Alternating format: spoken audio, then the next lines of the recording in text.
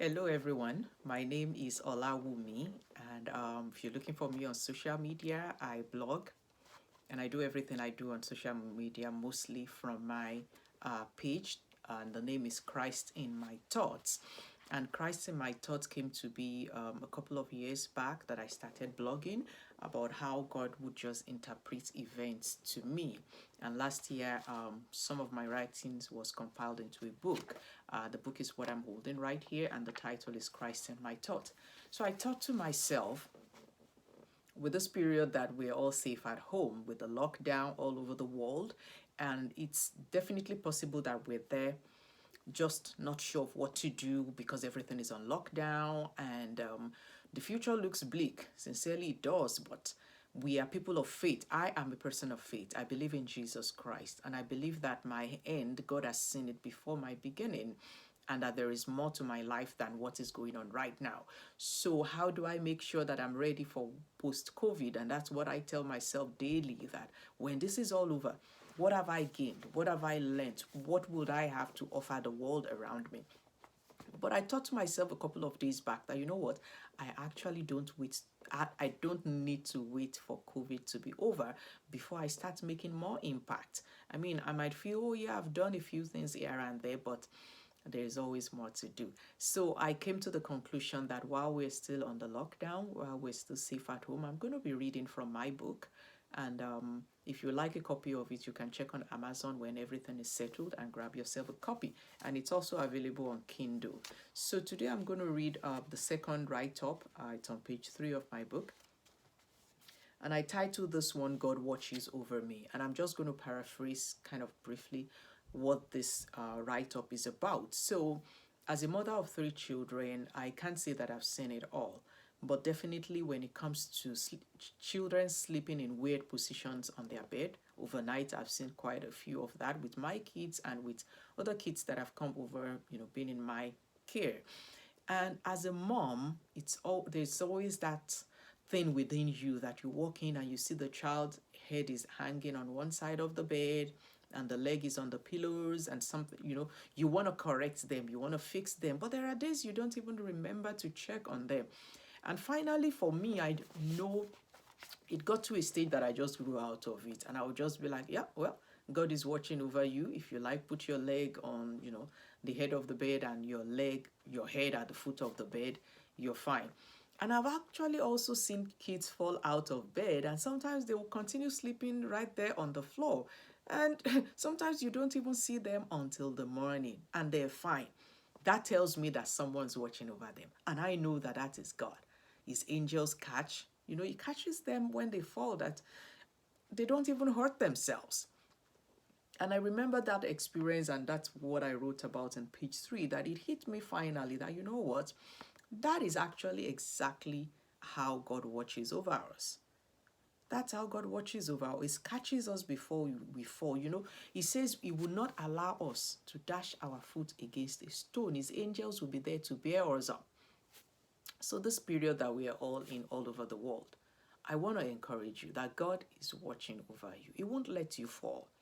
And even if, there are some nights you can't sleep, it's just like a child. They've played so hard all day, and when it's finally time to sleep, then they're so restless in their sleep just because of all that energy. Sometimes for us as adults, all day long, you've listened to the news, you've seen all those WhatsApp messages, and everything is just a message of doom, of how many people are dying, how many people have gotten infected. There's nothing wrong in knowing that. But you have to balance it up and make sure you're seeing the people that have recovered from this too. And also make sure that you're telling yourself that there is nothing too difficult for our God to handle. That even though what you're seeing looks bleak, you are going to choose to see what God sees through this. When the children of Israel were in the land of Goshen, there was evil happening all around them. But God protected them because they had the blood of the Lamb upon the lintel of their doors. So just like that, as a child of God, you have God on your side. You've prayed, you've fasted, you've covered yourself with the blood of Jesus. You've read Psalm 91 over and over. Believe in what you have done and know that God is watching over you. So like I said concerning the story, like a mom, You're always watching out for your children. You're making sure that they don't fall off the bed, their blankets covers them, and things like that. God does exactly the same thing for us as his children.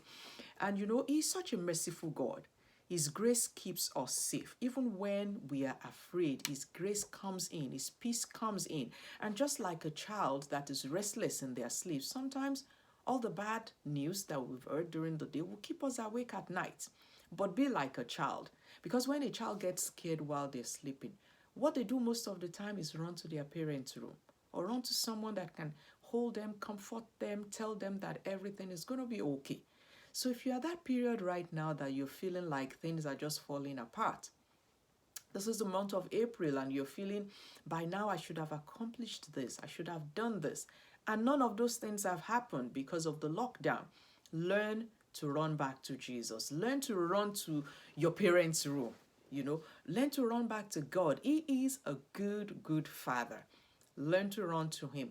Learn to, imagine it in your mind that Jesus is sitting right there with you, and just hold on to his hand. Put your head, on his shoulder and let him carry you. Let him comfort you. Let him strengthen you through this period. You can never go wrong when you do that. And I will finish up by saying, from what I wrote in here, that God watches over children, irrespective of how they sleep, irrespective of if they fall off the bed, God watches over them. That same God is watching over you. And I would like to say to all, frontline workers out there, I am one myself. My career is deemed essential service, so I still go to work every now and then. And I know sometimes it feels like, the other day I felt like a fireman running towards the fire when everyone else is running away from it. But immediately I had that thought. I said to myself, Shadrach, Meshach, and Abednego were thrown into the fire, but God was with them there. So every time I go to work, I say that to myself, that God is going with me. I do all my, the precautions, everything I'm supposed to do on my job. I make sure I do it. But I also know that God is watching over me. So I'm encouraging you out there, if you're a frontline worker, thank you for what you're doing. God bless you, and God will keep you safe, and God will protect you. You will not run into any harm. You will not dash your foot against a stone, because the God that you serve will keep you safe. So I end today's reading by saying, Lord, please protect me from harm. Pick me up and carry me in your loving arms. If for any reason I fall, God, please don't let me get hurt. Your word has already said it, that you won't let me dash my foot against a stone, because your angels are keeping watch over me. And I pray the same thing for you as you're watching me. Thank you for listening. If you have any comments to leave me, please do so. I would like to read from you. So till you see me again on your page, thank you for listening, and God bless you. Bye.